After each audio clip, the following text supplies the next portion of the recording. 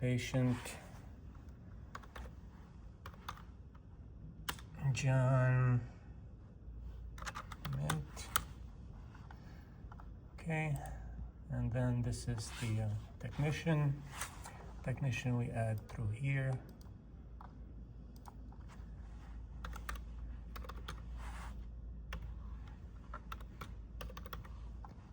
Accept. So next is we're gonna go and do our wax ups, anatomic crown. Let's say zirconia, A2. We ignore all of this.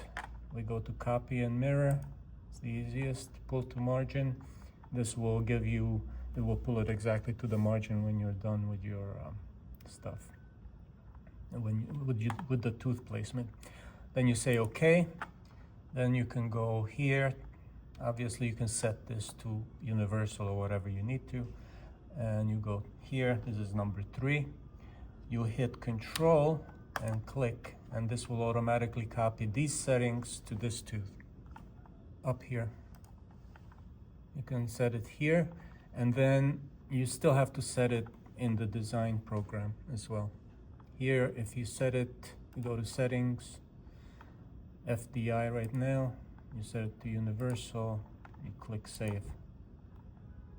Okay. So when you start it next time, it will be universal. Now that we have this, we have to hit save. If we don't hit save, these don't become available. Wait, now these became available. Now we go to Model Creator. Over here, there's an area of what you want to do. 2 stone models in occlusion, in articulator AD2, or you can get whatever articulator you want. Okay, we're gonna stick with 2 models in occlusion. Okay, so we go to Model Creator. Now it's going to ask us for the models. It's asking us for the upper jaw. So now we have to go desktop. Now you have to know which jaw it is. So I know that it's this one, so this is the upper jaw. Then it's asking you for the lower jaw, so we go to lower jaw. Okay, so here are scans. In this area is where you have your shortcuts. Okay, so everything's in occlusion. Select model alignment. Select option. We go to plateless model because we just want a regular model.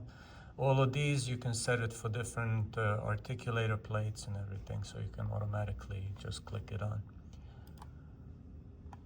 This area here, let's go back to here.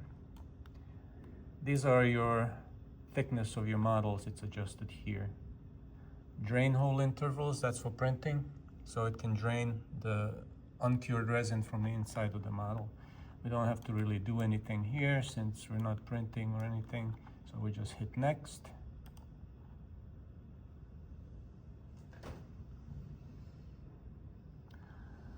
All right, this is the data editor, so if you have anomalies in the model, you're gonna adjust it. Here looks like the occlusion's a little bit off, so we can either leave it like that or we can cut it, or we can adjust it. So we're not gonna go and adjust right now for time's sake, but we'll just go next. Here you can close holes, select only surfaces, select by surface. So these are things you may wanna adjust on your model to make it nicer, or to maybe there's an anomaly on the scan you wanna fix. I always hit close holes just in case if I have any holes to close. And we go to next. And here it tells you, okay, those areas I showed you before that stuck through the model, we can cut it away if we want, which is what we're gonna do now. So if you notice, these areas will disappear. It's just gonna cut it to occlusion. And as you can see, it's not too much. It's just like little areas that might have been a little bit wrong when it was articulating the models. margin line detection. So it's asking us for tooth number 16. Tooth number 16 is universal tooth number 3. So we're going to, right now it's selected as supragingival. And we know that these margins are subgingival. So we have to hit subgingival. If you do supragingival, it's going to try to draw a line on the tissue. So once you go, if you have a good scan, it's going to be able to see it, and you just basically aim and fire right here. Just do a couple of dots, and it will extrapolate the rest. You see? Then if you want, if you see something that's not correct, then you can really adjust it here. You say correct draw, and then you can kind of drag these around if you want to correct the margin areas. Okay. Then we hit next. Next is going to ask us for tooth number 21, which is tooth number 9. So I usually like to position it so I can see the margins clearly. And we just go back and forth. And then when you start seeing here, sometimes you're going to see the lines going across. It's thinking about it. So just have patience. And then it'll place it for you. We have our margins. We go next.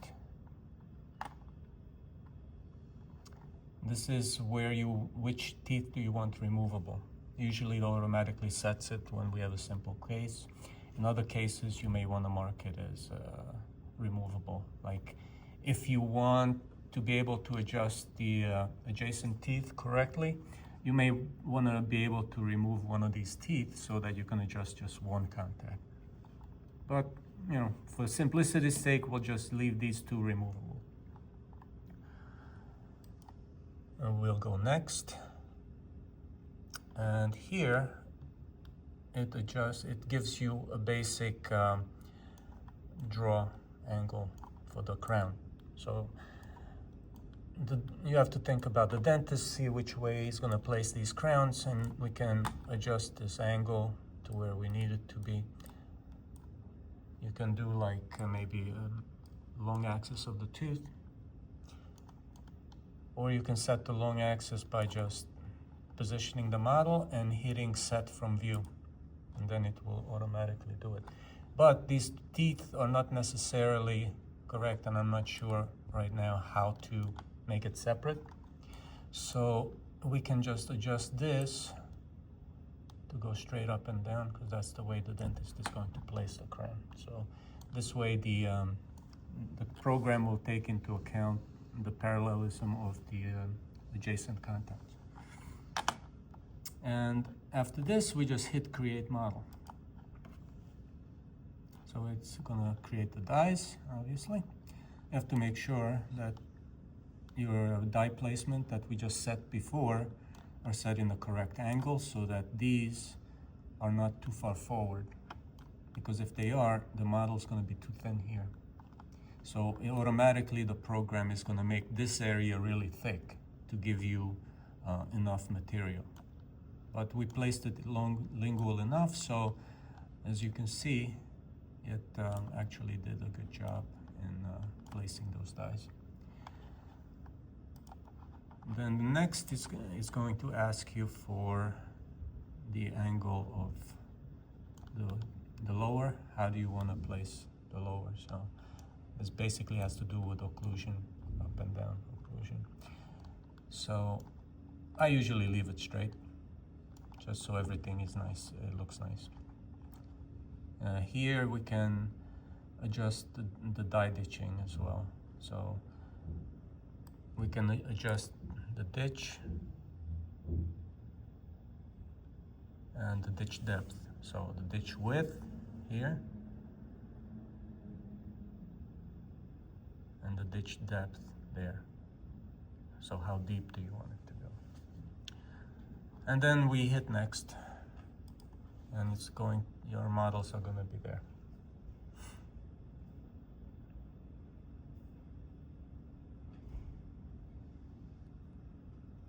So So this is going to tell you exactly the steps. It walks you through. So here's our model. Option to select here. This here is the cutout removal. This is, we're going to choose all the different things. This is the drain holes, where what we want. Do we want drain holes? Do we want to cut out? Support structure on the inside, analogs for different seating. You have support pins in case you don't want to mount it. You'll have one internal support pin, so you can mount it if you want to. You have connectors to make the model stronger in case you don't have a pallet. Articulator slots, full arch slots. This is just for mounting. Okay, so I usually just do this just for the removal from the build plate, because that allows you to remove it right after it's printed, so you don't damage the printer.